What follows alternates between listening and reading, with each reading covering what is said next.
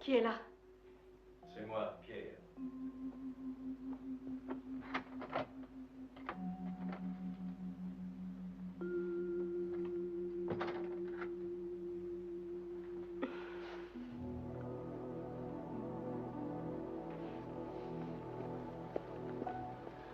Aucune trace de lui. Pourquoi ne pas vous confier à moi et me dire ce que tout cela signifie? Ils sont 3 hommes. C'est l'un d'entre eux. Ils croient que je détiens $250 000 qui leur appartient. Continuez. C'est tout? Non, ce n'est pas tout. Où se trouve l'argent? Mais je ne sais pas. Ils ont tué Charles pour s'en emparer, mais il ne devait pas l'avoir sur lui dans le train. Il pense sans doute qu'il vous l'a laissé. Mais il n'en est rien. J'ai regardé partout et si je ne le trouve pas, ils vont me tuer sûrement. Non, ne craignez rien. Je les en empêcherai. Pierre, aidez-moi. Vous êtes le seul en qui je puisse croire. Je vous aiderai. Je vous ai dit que je le ferai. Parlez. J'ai si faim que je me sens défaillir. Et j'ai mouillé tout votre costume. Ça ne fait rien, c'est déjà sec. Essuyez-vous. Promettez-moi de ne jamais me mentir comme Charles le faisait. Pourquoi les gens doivent-ils toujours mentir? En général, c'est parce qu'ils veulent quelque chose et qu'ils ont peur qu'en disant la vérité, ils ne l'obtiennent pas. Est-ce que vous mentez?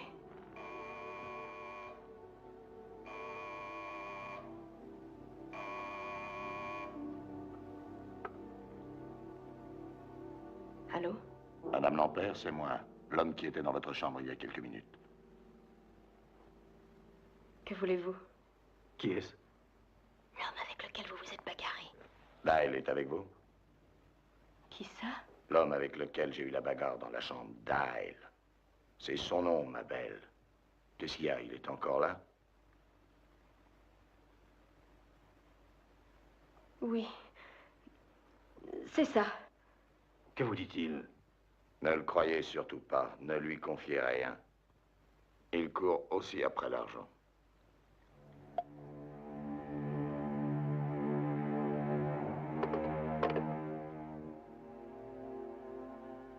Puis-je savoir ce qui se passe?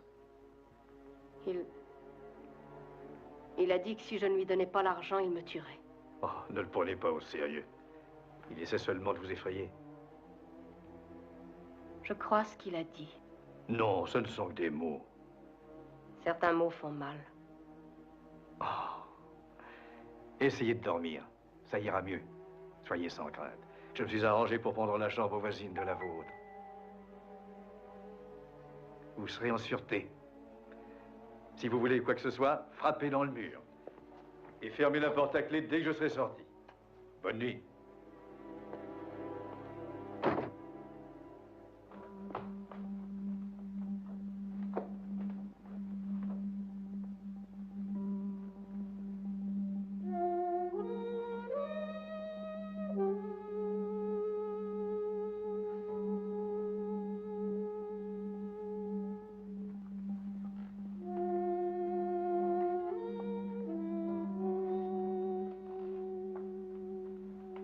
Je suis calme, Monsieur Bartholomew, mais ce que j'essaie de vous dire, c'est qu'il y a quelqu'un d'autre.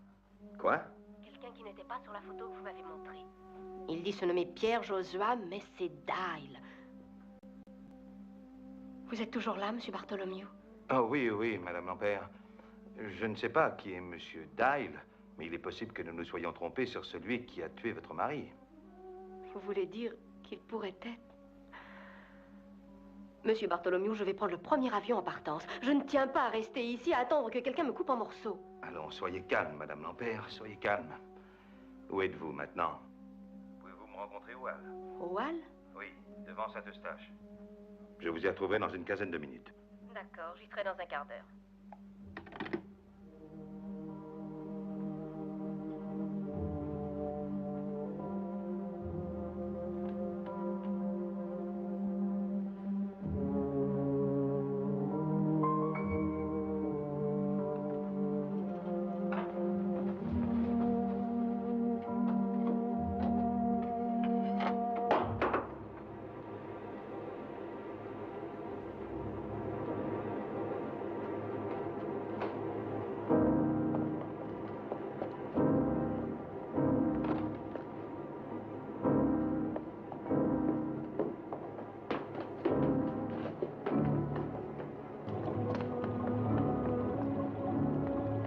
traîner, partez n'importe où.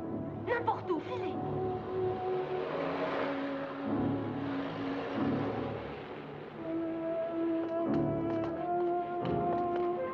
Suivez ce taxi.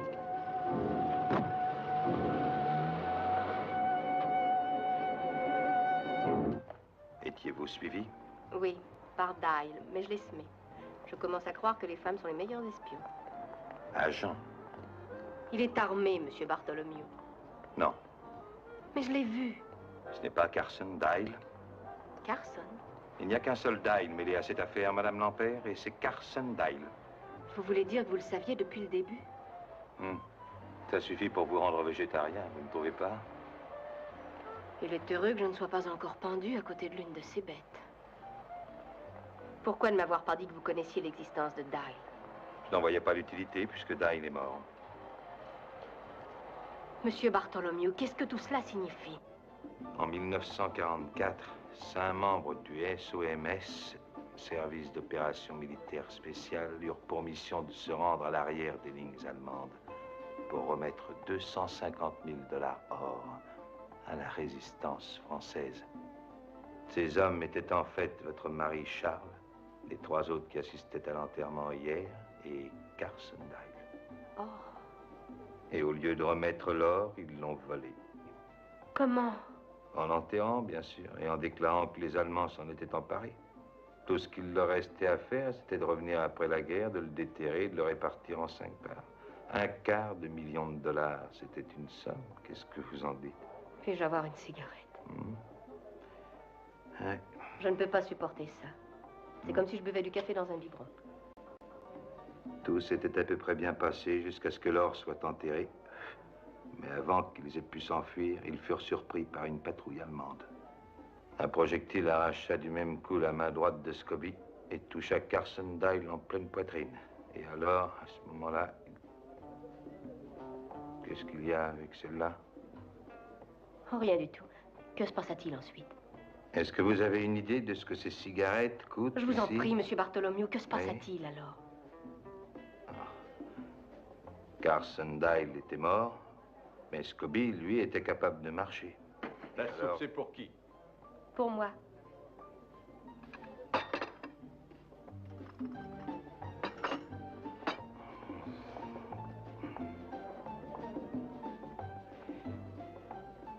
Où en étais-je? Carson Dyle était mort. Oui, Carson était mort. Les autres rentrèrent à la base et attendirent la fin de la guerre.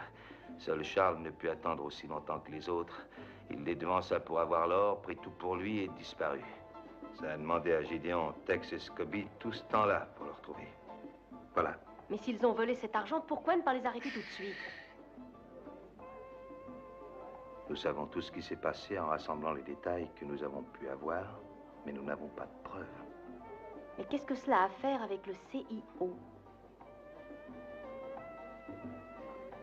CIA, Madame Lampert. Le prolongement du SOMS du temps de guerre. C'était notre argent et nous voulons le récupérer. Je suis désolée, monsieur Bartholomew, mais rien de ce que vous avez dit ne changera ma décision. Je vais quitter Paris ce soir. Non, ne faites pas cela, Madame Lampert. Rappelez-vous ce qui est arrivé à votre mari quand il a essayé de partir. Ces hommes suivront votre trace, peu importe où vous alliez. En fait, je ne vois aucun intérêt à ce que vous changiez d'hôtel. Je vous en prie, aidez-nous, Madame Lampert. Notre gouvernement compte absolument sur vous. Eh bien, si je dois mourir, autant mourir pour une bonne cause. À la bonne heure. Voilà ce que je veux que vous fassiez. Nous sommes anxieux de savoir qui est l'homme qui, d'après vous, se fait appeler Dyle. C'est à vous de le découvrir. Pourquoi moi? Vous êtes dans une position idéale, il a confiance en vous. De plus, vous avez dit que les femmes étaient les meilleurs espions. Agent.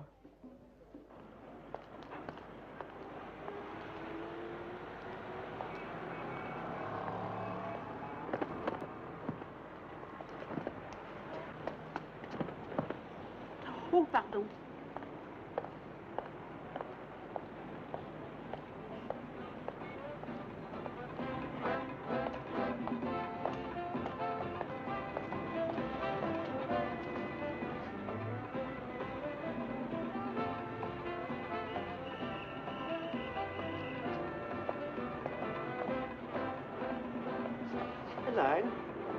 Fräulein!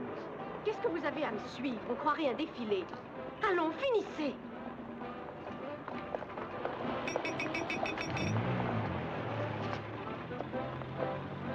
Comment ça va? Quelle joie de vous voir. Quand êtes-vous arrivé? C'est une jolie ville, n'est-ce pas? Est-ce que vous vous y amusez?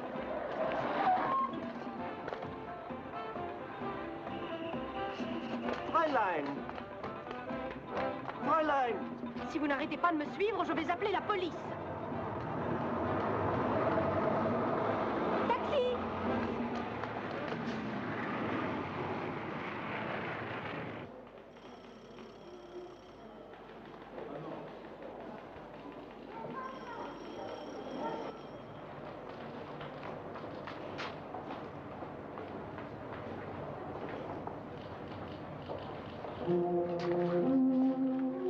Dial, s'il vous plaît. D-Y-L-E. Oui, monsieur Dahl, je me souviens.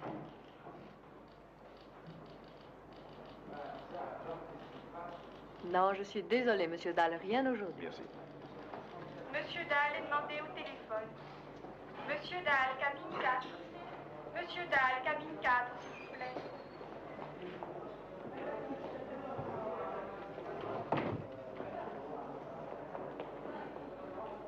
Oui? Bonjour, monsieur Dial. Reggie? C'est le seul nom que je porte, ce n'est pas comme vous. Maintenant, plus de cache-cache, vous m'avez eu. Que voulez-vous savoir? Pourquoi m'avez-vous menti?